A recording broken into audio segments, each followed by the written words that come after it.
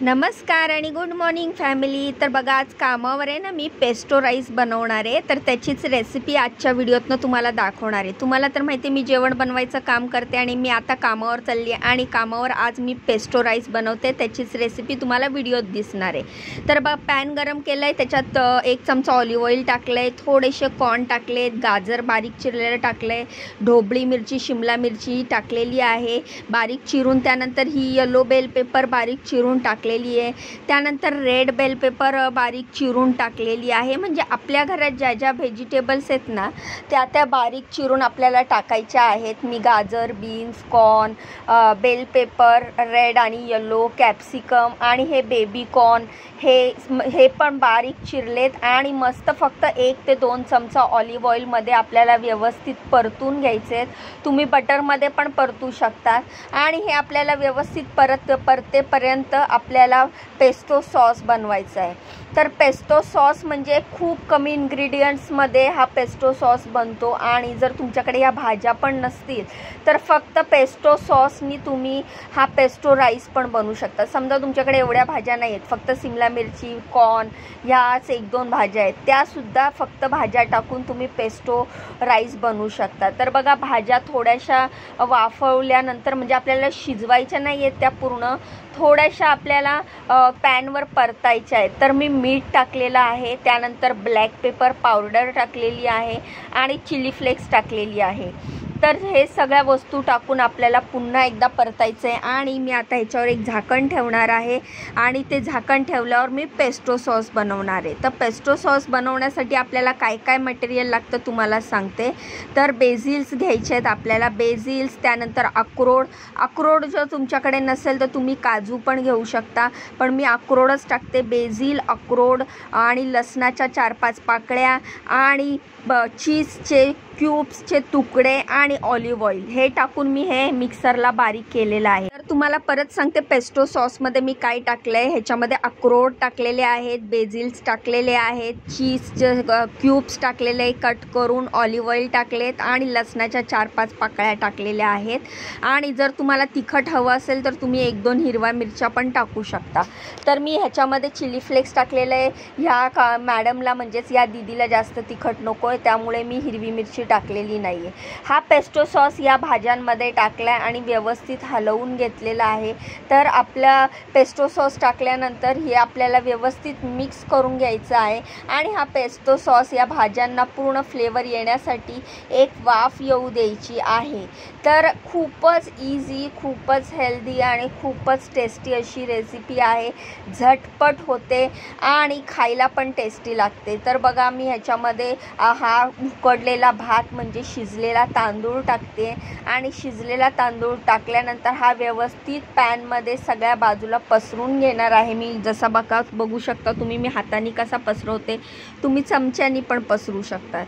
आणि त्यानंतर आता मी ह्याच्यावर ठेवणार आहे झाकण। आता तुम्ही म्हणाल, मिक्स का नाही केलं, लगेच का झाकण ठेवताय? तर जो आपण खाली पेस्टो सॉस टाकला आहे, व्हेजिटेबल्स टाकलेत, त्याच्यावर हा भात टाकलेला आहे। तर 1 मिनटं 2 मिनटं तसं ठेवल्यानंतर मी आता ते झाकण काढलेलं आहे आणि व्यवस्थित हे सगळं मिक्स केलेलं आहे। ह्याच्यात आपण चीज टाकल्यामुळे मस्तपैकी असा चीजी असा फ्लेवर येतो आणि मी अजून पण नंतर वरून चीज टाकणार आहे, तुम्हाला पुढे व्हिडिओ दिसणारच आहे।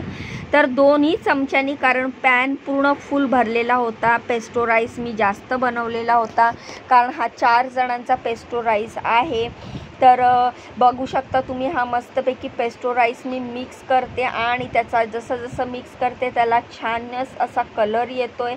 तर बेझिल्सचा फ्लेवर ह्याच्यामध्ये पूर्ण उतरतो ह्या पेस्टो राईसमध्ये।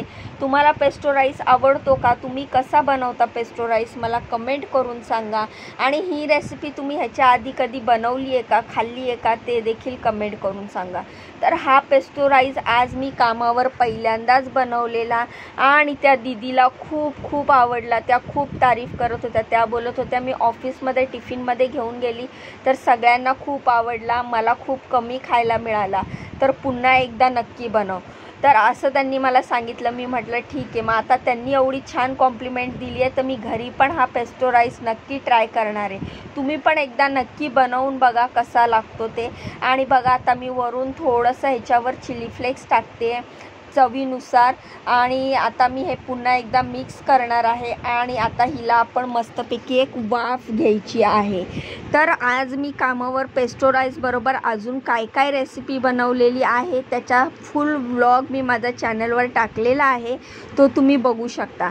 तर मी माझ्या चॅनलवर रोज दुपारी 2 वाजता 2 ते 3च्या दरम्यान एक व्हिडिओ टाकत असते, लॉंग व्हिडिओ शॉर्ट व्हिडिओ टाकत असते। तर तुम्ही तुमच्या या कामवाल्या बाईला नक्की सपोर्ट करा। हा पेस्टो सॉसमध्ये आणि व्हेजिटेबलमध्ये भात पूर्ण मिक्स झाल्यानंतर हलवून झाल्यानंतर मी ह्याच्यावर बटर सोडलेला आहे। बटर ऑप्शनल आहे, तुम्हाला हवं असेल तर सोडा, नसेल आवडत तर नका सोडू, पण मी हे माझी पद्धत आहे, म्हणजे मला आवडतं असं वर थोडंसं बटर सोडायला। तर मी असं बटर टाकलेलं आहे, थोडंसं 1 चमचाच टाकलं आणि परत एकदा व्यवस्थित हलवून घेतलं। ॲक्च्युली राईस आणि व्हेजिटेबल खूप जास्त झालेला आणि पॅन छोटा पडत होता, त्यामुळे ते बाहेर येत होते। चिली फ्लेक्स टाकलं, थोडंसं बटर टाकलं आणि हलवल्यानंतर हा ऑरिगॅनो टाकते मी। तर 1 चमचा ऑरिगॅनो मी टाकलेला आहे, तुम्ही तुमच्या टेस्टच्या नुसार टाका, कारण की आपली भाताची क्वांटिटी पण जास्त आहे, आपला पेस्टो राईस जास्त क्वांटिटीमध्ये आहे। तर अशा प्रकारे हा पेस्टो राईस तुम्हाला जर झटपट काय करायचं असेल, मुलांना काहीतरी डिफरंट खायचं असेल आणि जर बनवायला वेळ नसेल, झटपट काय बनवायचं असेल तर ही रेसिपी तुम्ही नक्की ट्राय करू शकता। आणि आता हा आपला पेस्टो राईस रेडी झाल्याच्या नंतर मी मस्तपैकी एक चीज क्यूब घेतलेला आहे, अमूलचा चीज क्यूब घेतला आणि हा मस्तपैकी ह्याच्यानी मी किसायला सुरुवात केलेली आहे। तर पूर्ण एक अख्खा चीज क्यूब्स मी किसून या पॅनवर असा टाकलेला, एवढा सुंदर दिसत होता याचा रंग, जेवढा सुंदर रंग दिसत होता तेवढीच टेस्टी ही रेसिपी झाली होती पेस्टो राईस। मी पहिल्यांदा बनवला, मला वाटलं पण नव्हतं की एवढा टेस्टी आणि एवढा छान लागेल, पण तो खूपच टेस्टी आणि खूपच छान झाला होता पेस्टो राईस।